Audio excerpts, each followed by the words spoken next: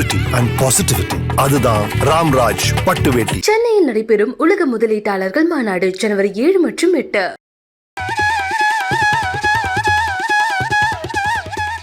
மகரம் எப்படி இருக்கு சார் ராமகிருஷ்ணன் சார்? பக்தர்களுடைய வாக்கு மகரத்தானோட வழக்கிடை யாரும் மகர ராசிக்காரங்க கூட பேசி ஜெயிக்க முடியாது. ஸோ மகரத்துக்கு இப்போ ஜென்ம சனி விலகி இருக்கார். அதுவே ஒரு பெரிய ரிலீஃப், அவங்களுக்கு ஒரு பெரிய ரிலீஃப். ஆனால் ரிலீஃப் அப்படின்னு சொல்லி பார்த்தோன்னா வாக்குஸ்தானத்தில் போய் உட்காந்துட்டார்.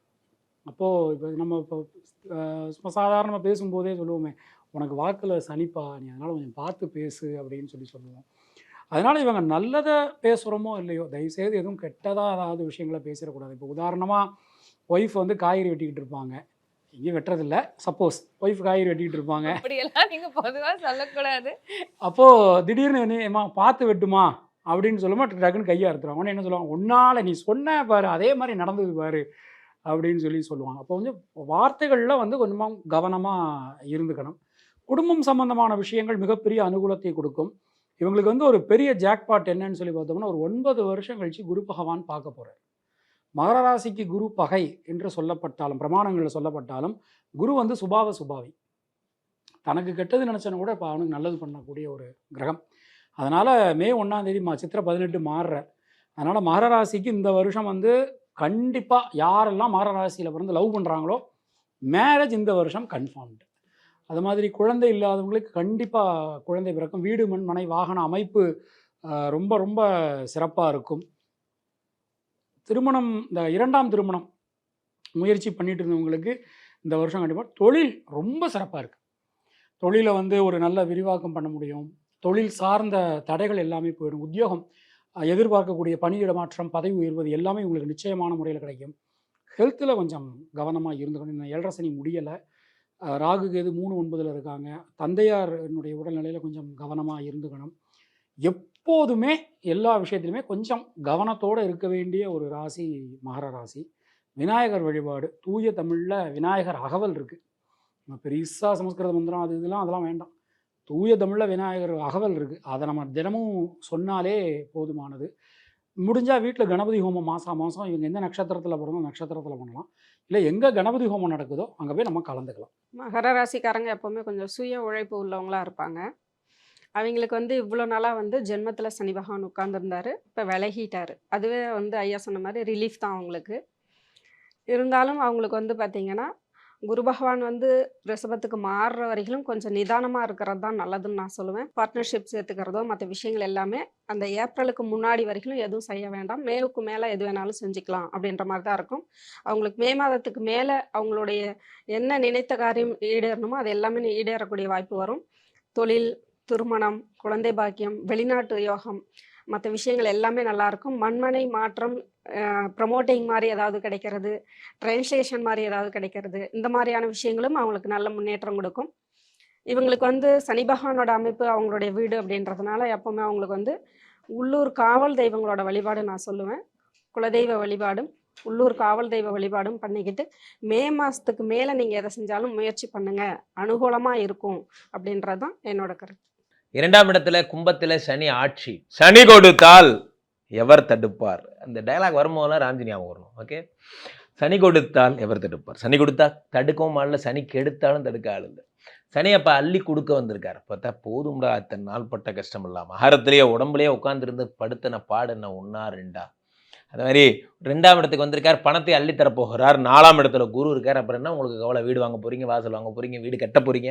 அப்போ 4ங்கிறத உயர்கல்வி, உயர் பதவி எல்லாம் நிறைவேற போகிறது. 3ல் இருக்க ராகு, உங்களுக்கு ராகு கரெக்டாக 3ல் மறைஞ்சிருக்கிறது பார்த்தீங்கன்னா உங்களுக்கு தைரியத்தையும் ஒரு புதிய காரியத்தை எடுத்து செய்யக்கூடிய உத்வேகத்தையும் தரும்.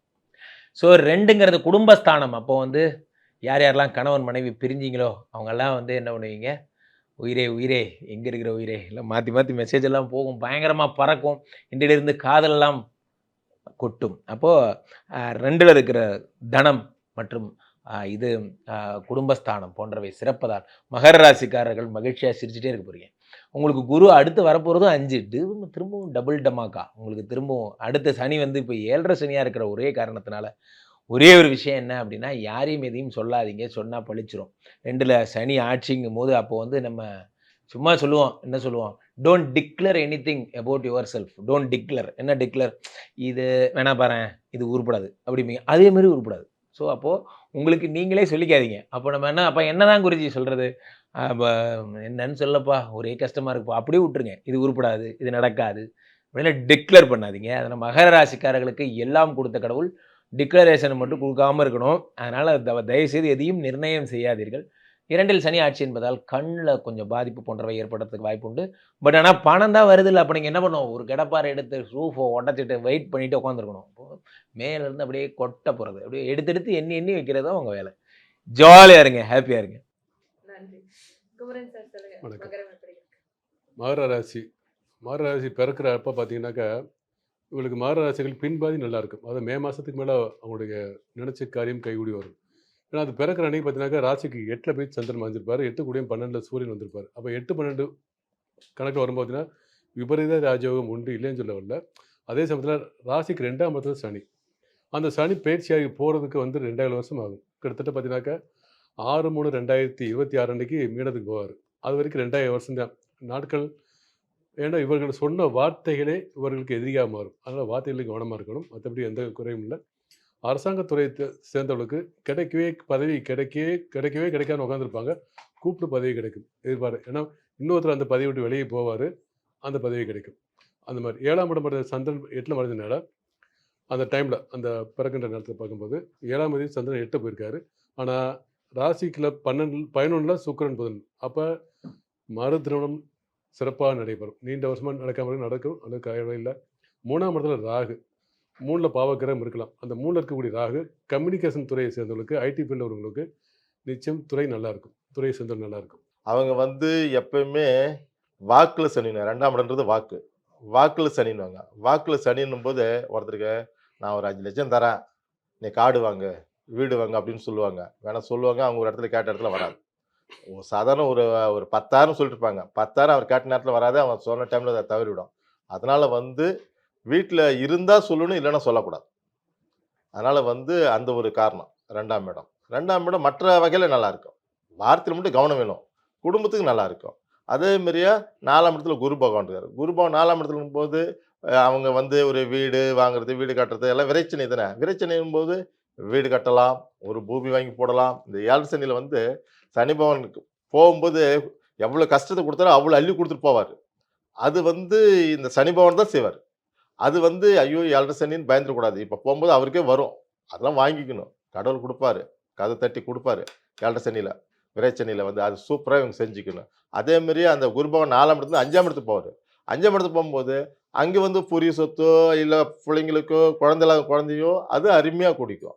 அவங்களுக்கு வந்து அந்த அருமையான காலகட்டம். 3ஆம் இடத்துல ராகு பகவான் அது மறைஞ்சிருக்கிறாரு. அது வந்து இவருக்கு நன்மை தான், அருமையான காலகட்டம் தான். பியூரிட்டி அண்ட் பாசிட்டிவிட்டி, அதுதான் ராம்ராஜ் பட்டு வேட்டி. சென்னையில் நடைபெறும் உலக முதலீட்டாளர்கள் மாநாடு ஜனவரி 7 மற்றும் 8.